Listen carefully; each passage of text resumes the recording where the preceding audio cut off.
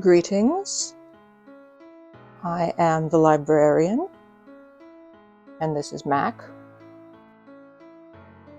and today we will be doing a cooking episode. Now, we're not really set up to film in the kitchen. I swear that the walls are actually a fairly nice shade of green, but the lighting in here isn't very good. Would you like to be put down? Okay.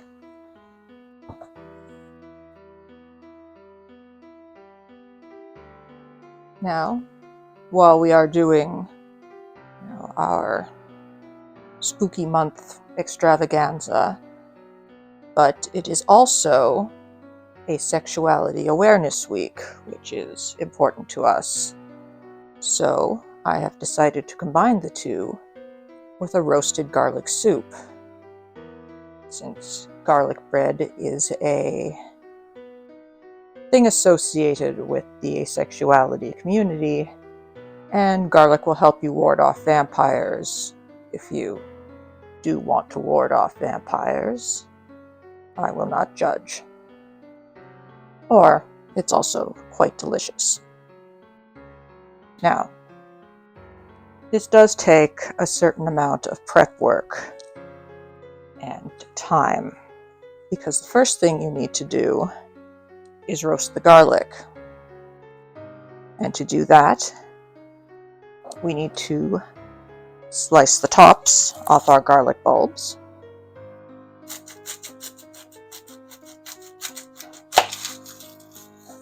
So that all the cloves are exposed.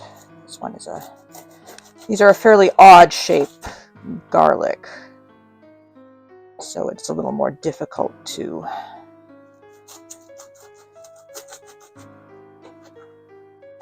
get all of the cloves exposed. But this is what is available at my local grocery store.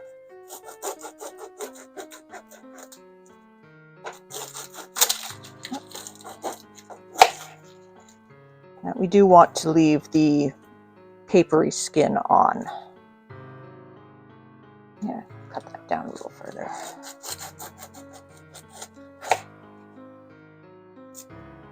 Now, 3 bulbs of garlic may seem like quite a lot, but roasting does make the flavor much milder.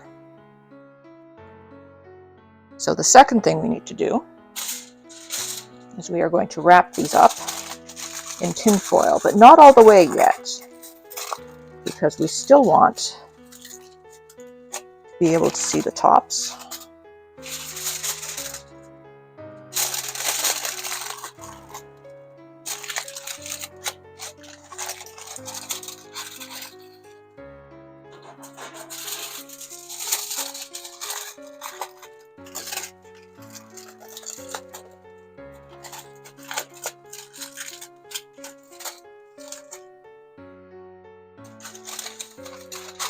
All right, and once those are wrapped up a bit in foil,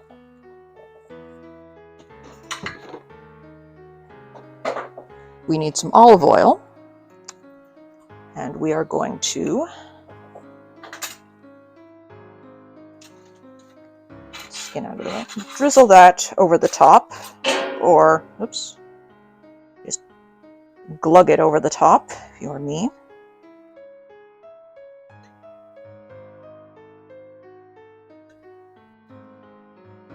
I want to make sure they're nice and oiled.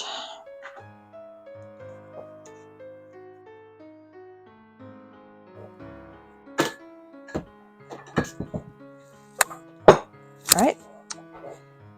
Now, we're going to take these boiled garlics and we are going to wrap them up nice and tight.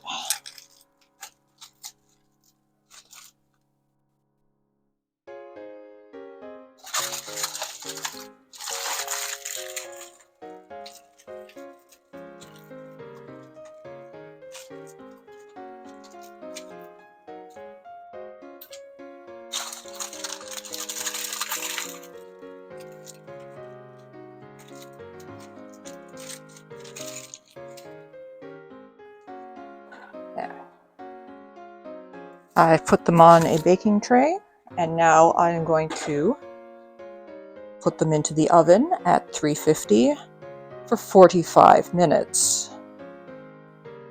And while they are roasting, I will prepare everything else. See you then.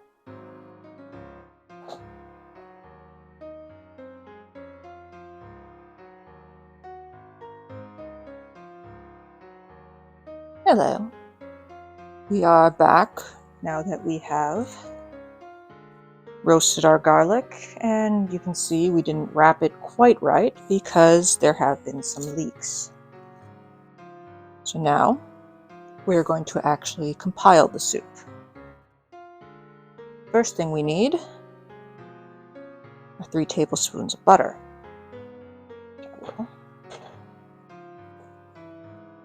Put it in the pot to melt.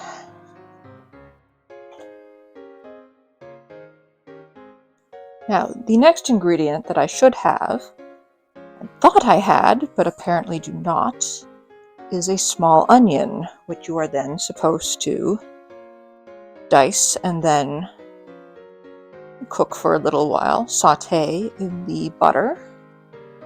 But I realized that I did not actually have an onion, so I will be making up for that with a bit of onion powder and some green onions that I will add later. So first, I am going to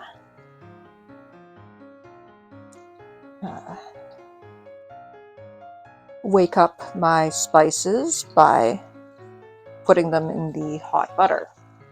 So first I will use the onion powder. I put in about half a teaspoon. I don't know if that is the correct amount for what I'm doing, but we live and learn.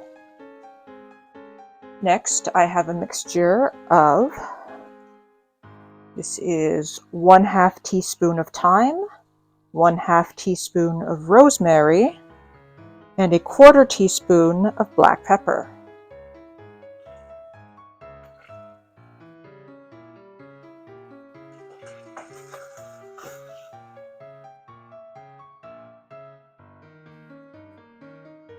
Now, the next thing I'll be putting in is my garlic.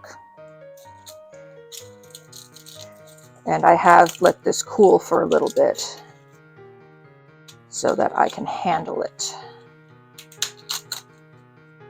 But this is what it looks like after it has been roasted. And the way you get it out, well, this will be either incredibly satisfying to you or incredibly disgusting.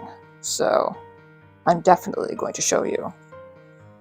You squeeze it, and it just kind of oozes out.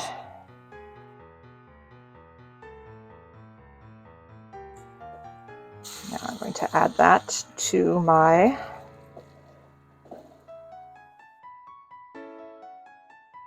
butter and spices.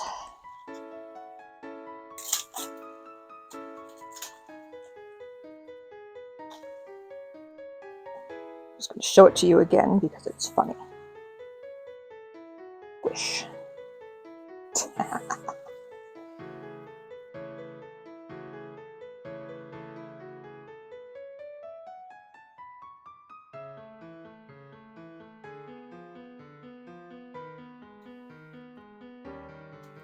And one more.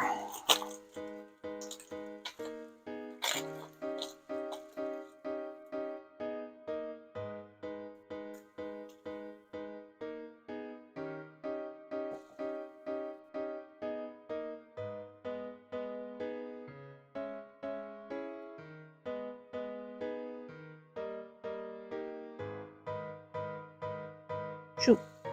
No, this is for you.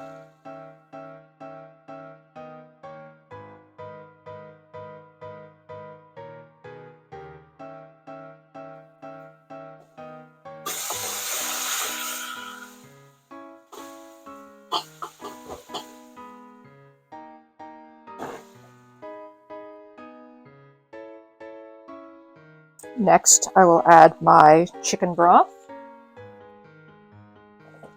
This horrible looking jello is in fact homemade chicken stock before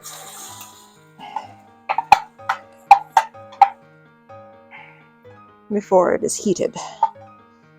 Now, that was only 2 cups. I'm going to add a cup of water.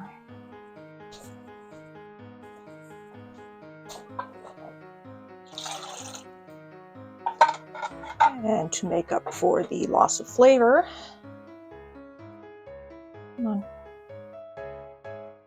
I will be using a squirt of just chicken bouillon.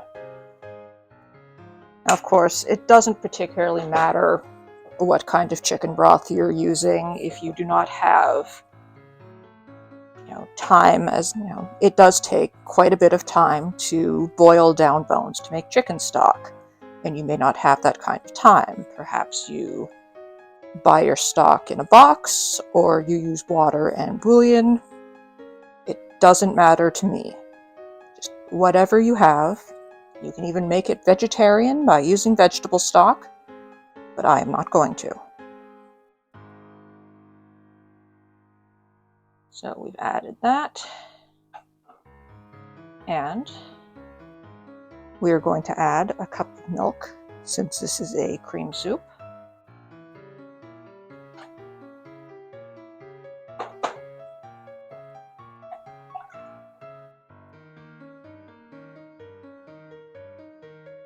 And now I'm going to add my potatoes. The recipe says 2 large russets. I'm using 3 medium Yukon Gold, and I'm not peeling them because the peels are very thin and I don't really care.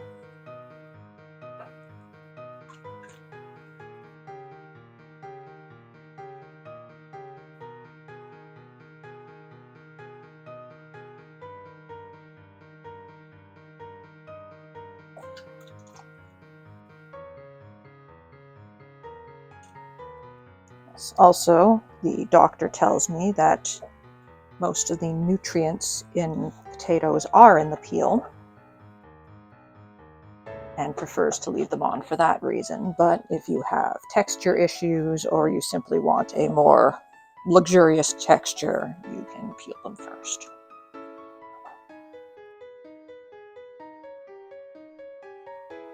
And as you can see, I've cut mine quite small, about centimeter cubes, because 1, it makes the pieces of potato skin smaller, and also they cook a little faster that way. As long as your potato chunks are all the same size, they will cook at the same rate, and that is fine.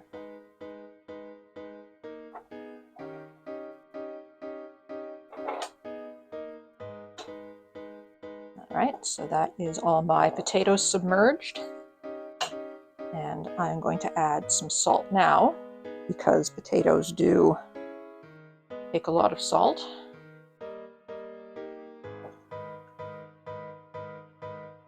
And I am going to turn up the heat to high and boil that until the potatoes are soft, which should be another 20 minutes perhaps. I will be back then to finish this off.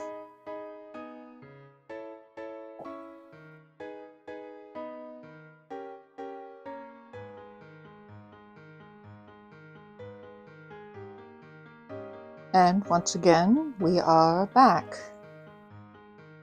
Once my soup started boiling, I had turned down the heat so that it would simmer to cook the potatoes. This took about 25 minutes. And now my potatoes are soft. Now, a step you could take here is to take an immersion blender to puree this up into something very thick and smooth. And while I do own an immersion blender, I really hate using it. So I'm just going to mash this up a bit. the starch from the potatoes will thicken the soup.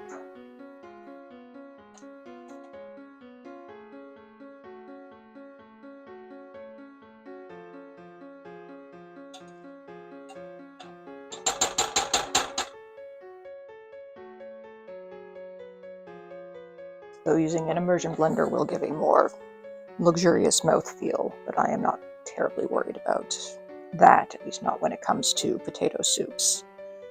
The next ingredient, since you do not want to add cheese to a boiling substrate, is half a cup of Parmesan cheese, or approximately half a cup. I did not actually measure. So if you add cheese while a soup or a sauce is boiling, it will separate and give you a grainy texture, which doesn't look very nice. You only want to add this while it is hot, so it will melt.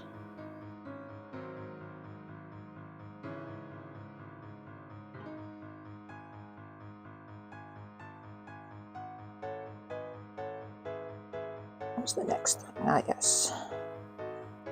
I have some green onion because I forgot my regular yellow onion because I thought I had one, but I did not.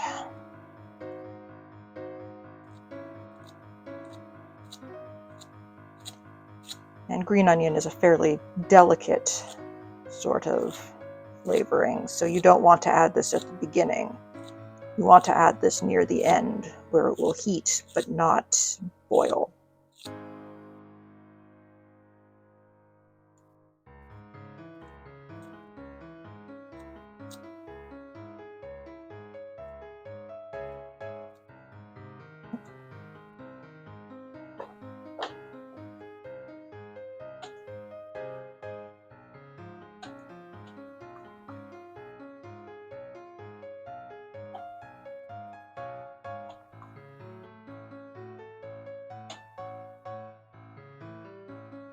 Now, the last thing that I want to do here is just test for salt, since I only added some when I first started boiling the potatoes.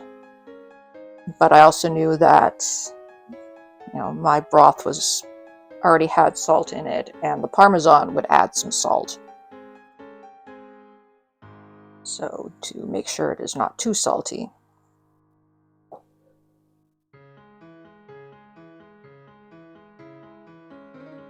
And while I'm waiting for this to cool down a little bit, do admire my apron. It was made for me by my friend, the mailman, who is very good at sewing.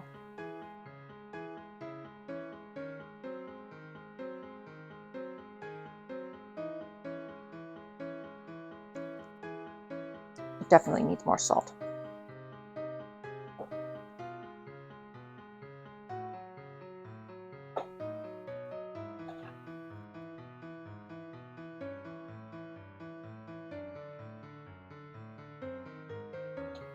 Potatoes absorb it all and then don't give any back.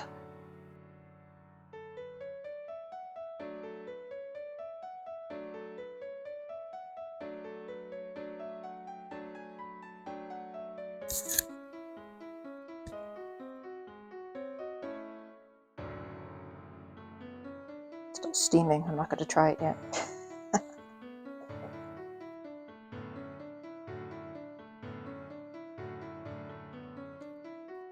Hard to blow when you're wearing a mask.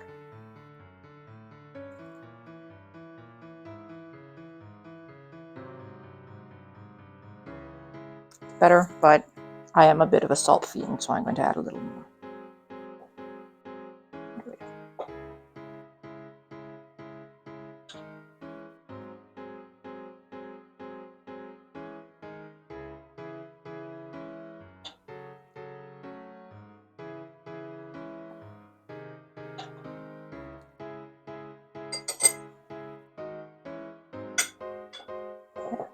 I'm just going to serve up a little bit for myself, since it is mid-afternoon and I'm not quite hungry yet. and I don't want to ruin my appetite for dinner later. I'll just take a little bit. And this is what it looks like when it's done. It is perhaps not beautiful, but as everyone knows, beige food is the most comforting and delicious food. If you want to get fancy with it, you could grate a little more Parmesan on top, or a bit more green onion, which would be more interesting if I didn't already have green onion in my soup. But a lot of cooking is making substitutions and finding, if you don't have an ingredient or if you don't like an ingredient, working out something that works for you. Though in this case, you rather need to like garlic and potatoes, or it rather ruins the point of making a garlic soup. Anyway, roasted garlic soup to keep the vampires away, or to celebrate your asexuality, or just because you want tasty, comforting soup.